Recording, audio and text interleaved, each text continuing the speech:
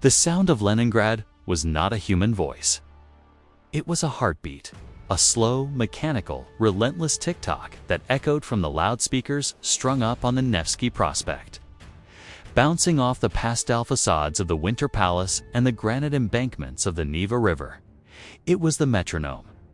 When the radio was silent, the metronome ticked to let the citizens know the city was still alive. When the sirens wailed, the metronome sped up, a frantic, racing pulse of adrenaline. Tanya Volkov, a 28-year-old logistics coordinator for the City Food Committee, hated that sound. It burrowed into her dreams. It was the soundtrack to her normal, which consisted of a desk piled high with onion skin manifests, a cup of tea that was mostly hot water and wishful thinking, and the constant, gnawing arithmetic of survival. It was September 8, 1941. The sky was a bruised purple, heavy with the promise of early snow. Tanya sat in her office in the administration block of the Badiev warehouses, the massive, sprawling complex of wooden barns that held the stomach of the city. Her world was defined by kilograms and tons. Flour, sugar, oil, meat. She moved mountains of calories with a fountain pen. Tanya, a voice croaked from the doorway. It was Gregory, the warehouse foreman. He looked older than his 50 years, his face gray and lined with the soot of the rail yards. The drivers are asking about the dispersion order. Convoy 7 is sitting in the yard with engines running. They're burning fuel we don't have. Tell them to wait, Gregory. Tanya sighed, rubbing her eyes. The paperwork is stuck at the party committee. They haven't countersigned the release. This was the machinery of survival in the Soviet Union. Paralysis by protocol. The Germans were 20 miles away, closing the ring around the city, but nothing moved without a stamp. Tanya's normal was the illusion of abundance. Outside, people were already queuing for bread. Inside the Badiev complex, the air smelled rich and sweet, the scent of 3,000 tons of flour and 2,500 tons of sugar. It was a dizzying, intoxicating smell. It felt safe. The warehouses were old, built of seasoned timber, huddled close together near the rail lines. They were the city's larder, but Tanya knew the fragility of it. She had drafted the dispersion plan herself 2 weeks ago. The logic was simple. Do not keep all the eggs in one wooden basket. The plan called for the immediate movement of the strategic reserves into the stone basements of museums, cathedrals, and apartment blocks across the city. Spread the food out. Make it impossible to destroy in a single blow. Convoy 7 was the vanguard of that plan. It's 50 trucks, ready to move the sugar to the cellars of the Hermitage. They can't wait forever, Tanya, Gregory warned. The Luftwaffe was over the Gulf this morning. Reconnaissance. I know, Tanya snapped, the stress fraying her patience. I'm calling the Smolny Institute now. She picked up the heavy black receiver of the telephone. The line crackled, the sound of a city nervously chewing its lip. She dialed the office of Commissar Zubov, the man responsible for the chaotic defense logistics. Comrade Volkov. Zubov's voice answered, smooth and detached. Why are you clogging the line? We are coordinating the anti-aircraft batteries. Comrade Commissar, I need the countersign for the dispersion plan. Convoy 7 is loaded. The drivers are waiting. We need to move the sugar now. There was a pause. A long, static-filled silence. That order has been reviewed, Comrade Zubov said, his voice dropping an octave. It has been ... reconsidered. Reconsidered. Tanya gripped the phone. What does that mean? The Germans are range-finding. The warehouses are a prime target. We have to scatter the reserves.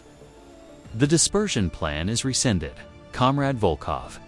Zubov stated, the words falling like lead weights. The committee feels that scattering the food makes it vulnerable to looters and black marketeers. It is harder to guard 100 basements than one central depot. The food stays at Badiev. We are reinforcing the guard perimeter. Order the trucks to unload and return to the motor pool. The order rescinded to Lake Tor rather. The order rescinded at the moment of critical necessity was the disturbance. It was a precise, factual, bureaucratic decision that defied the reality of high explosive physics. Tanya felt the blood drain from her face. Comrade, with respect, these are wooden buildings. They are spaced 10 meters apart. If one catches fire, you questioning the committee's assessment of security? Comrade Volkov, are you suggesting the Red Army cannot protect the peoples? Grain. The threat was implicit. To question was to undermine. To undermine was treason. No, comrade, Tanya whispered. I will relay the order. She hung up. She looked at the manifest on her desk. Convoy 750 trucks. Destination, Hermitage. She picked up her pen. She drew a thick black line through the destination. She wrote, "Cancelled. Return to storage." She walked out to the loading dock. The air was cold. The drivers were smoking makorka, the cheap tobacco smoke mixing with the sweet smell of the sugar. "Turn them off," Tanya said, her voice hollow. A load. The trucks, the food stays. Gregory looked at her, his eyes widening. Tanya, ... You know what that means. If they hit us, ... I know, she said. Just do it. She watched as the men grumbled and started to haul the heavy sacks. Back into the wooden cavern of Warehouse No. 1, the machinery of survival had just been put into reverse. The convoy that never arrived at the Hermitage was being dismantled, right in front of her eyes. The food wasn't going to safety. It was being put back into the coffin. Tanya walked back to her office. She couldn't watch. She sat at her desk and listened to the metronome on the radio. Tick-tock, tick-tock. It sounded like a countdown now. She tried to work on the ration card allocation for November. The numbers were grim. Even with the reserves, they would have to cut the allowance to 250 grams for workers. Without the reserves, ... She stopped thinking. It was dangerous to think. At 18 o'clock, the sirens began. It wasn't the usual drill. The metronome on the radio went berserk, a frantic staccato beat. The wail of the sirens outside rose and fell, a mechanical scream of terror. Tanya blew out her lamp. She moved to the window, peering through the blackout curtain. The sky to the southwest was filled with black specks. Junkers Ru 88s, a lot of them. They weren't flying in a spread formation to carpet the city. They were flying in a tight, disciplined arrowhead. They were heading straight for the rail yards. Straight for Badiev. The anti-aircraft guns opened. Up puffs of black smoke appearing in the sky, but the bombers were too high, too focused. They ignored the flak. They began to dive. Tanya didn't run to the shelter. She stood frozen. She knew. The first bomb didn't sound like an explosion. It sounded like a giant match being struck. It was an incendiary, a tass of magnesium bombs. Rained down on the wooden roofs of the warehouses. Then came the high explosives. The ground jumped. The window glass shattered, showering Tanya with shards. She was thrown back against the filing cabinets. She crawled back to the window. The world had turned orange. Warehouse No. 1, the sugar was gone. In its place was a pillar of fire that reached 1,000 feet into the air.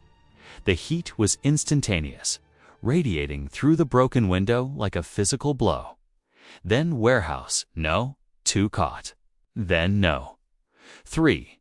The fire jumped the narrow gaps between the buildings as if they weren't there. The dry timber, seasoned for decades, burned with a ferocity that defied belief. But it wasn't just wood burning.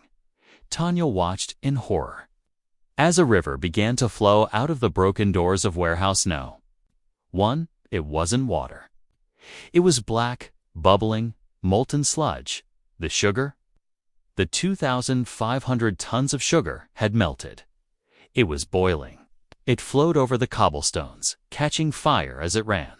A river of burning caramel that seeped into the soil, into the snow, into the sewers. The smell hit her a second later. It wasn't the acrid smell of war. It was a sickeningly sweet, cloying smell of burnt candy. It was the smell of a childhood treat turned into a nightmare. It choked her, coating her throat with the taste of the cities. Starvation. "The flour," she whispered. "The flour is next." She saw Gregory running across the courtyard, his clothes smoking. He was trying to use a fire hose, but the water pressure died. The pumps had been hit. He threw the hose down and ran, silhouetted. Against the inferno, the machinery of survival was burning. The bureaucratic decision to consolidate assets had turned the Batiev complex into the world's largest funeral pyre. Tanya stumbled out of the office building. The heat was unbearable. The sky was filled with burning embers, drifting down like demonic snow. She walked toward the gate, joining the stream of terrified workers fleeing the complex. She didn't look back at the office where the canceled manifest lay on her desk. That piece of paper was the deadliest weapon of the war. She reached the street. The tram lines were blocked by fire trucks that couldn't get close enough to the blaze. She looked up. He watched the horizon burning red and thought. It was dawn until he realized the sun was still hours away. Actually, it was evening, but the sky was brighter than noon. The red glow illuminated the entire southern district of Leningrad. It reflected off the dome of St. Isaac's Cathedral miles away. It turned the Neva River into a mirror of blood. People were coming out of their houses. They weren't running. They were standing still, watching. Tanya stood next to an old woman wrapped in a shawl. The woman was staring at the black, greasy smoke billowing up from the burning oil tanks that were stored next to the grain. "Is that the Bedievs? That the Bedievs?"